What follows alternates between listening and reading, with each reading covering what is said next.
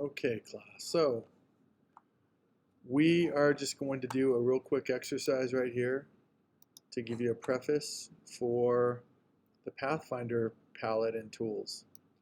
So what I'm going to do first is I'm going to get my shape tool located over here on the artboard or on the toolbar on the left. Quick keys M. When you see the letter pop out, when you just hover over this, you see that letter, that means that you can do a single key stroke of M and it'll bring up the rectangular shape. I'm going to go and give this a color. There's my color bar, which is located here with the nice color palette. And you can put these tabs away by hitting those arrows. You can also reset your workspace. If you've got palettes that are missing or tools that are missing, you can always go here to reset. I like Essentials Classic myself. It gives you these tools set up, and it gives you these tools on the left. So I've got my rectangle. I'm going to also go in here and click and hold. Any of these palettes or any of these tools that have a triangle on the bottom right means that there's more sub-palettes. So I'm going to go down here and I'm going to get the ellipse tool. And I'm going to hit the shift key, click and drag it here, and I'm going to give this a different color so that we can differentiate and determine what's going on with the effects of the Pathfinder palette. Okay, so again, Command key gives me the last tool that I had selected. So in this instance, it's the direct selection tool. I can click out here and deselect. If I click on this, it shows you down here that I've got a green fill with a black stroke. I don't want a stroke, so I hit the letter X, which is the quick key to toggle between fill and stroke. Get rid of that stroke. Letter X. Command key, click in the middle of the red box. Go and do the same thing here. Click on the stroke. Get rid of the stroke. Letter X. Alright, so I'm going to use 4 of these. I'm going to go in here and I'm going to click and drag with the black arrow. And again, to select these, you just have to touch them when you're with the black selection tool.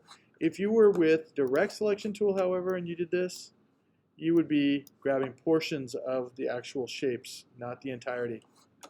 So again, black arrow is like your hand in the program. I'm going to select this. You've got the bounding box here. That's the absolute center of every shape. I click and I hold my pen tool, or I click and I hold with my mouse, hit the Option key and the Shift key and drag a duplicate over here. Let go of the mouse, let go of my quick keys. Now I'm going to do the same thing we did last week and grab those, click and hold it, Option Shift, drag these down, let go of the mouse, let go of the quick keys. Lastly, quick key to get the type palette up is Command T or Control T if you're in the PC environment. Bring that down here. And the reason I'm going to do this is because I'm going to use these types to create clarity for this, and I'm going to label this. So black arrow first. Deselect by clicking out in the area that's dead. Getting my type tool, and if I click here, it's going to give me the default type fitter or type placeholder type. And at this point, I'm going to choose what typeface that I want to use, and it's entirely up to you what you want to use. Why not go with typewriter?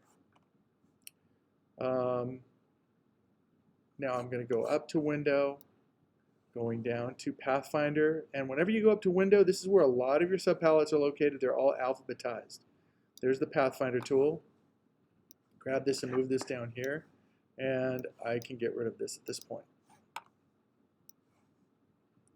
So if we look at this, these shape modes are the only modes that I really work with, okay? The first one is the Unite mode, and what happens with this, if you look at the icons here, it shows you that if I grab both of these, and again, I'm going to go get my black arrow to do this. If I go and I just marquee over both of these, both of them are selected. If I hit this, this graphic shows me that both of those shapes are going to become united as one shape. So that means that the vector information here is going to go away because it's going to mold together with this. So this is going to go here. You'll have an anchor point here. It'll go around and fix. It'll fix right there and continue on. This information will go away. This will all mold into one color, one shape. Okay? Notice that you can see where the vector information is gone. So at this point, I'll hit the letter T, click in here, and I'm going to name this Unite. Black arrow, grab Unite, move it over here. click and hold this, Option Shift, drag this over here, let go of the mouse, let go of my quick keys. Go and hover over this, and what is this called? Minus front. So there's the T. Minus front. Black arrow. So if I hit the Command key, last tool I chose was the Command, or was the black arrow, the selection tool. So I click on this, Shift key, and slide it. The Shift key facilitates it sliding on the same plane. So there's minus front. Okay, now if I get this, Shift key, click on this for multiple selections. Again, Shift key will deselect things as well. Command, Shift key. Let's just go to the black arrow. It's easier that way. Now if you look at this graphic here, minus front means that this shape will go and cut the rectangle shape, and it will disappear and leave the remnant. So this is going to be the new shape that's affected. So there it is. So now I'm going to click here, and I'm going to hit Shift click on this, let go of all the keys.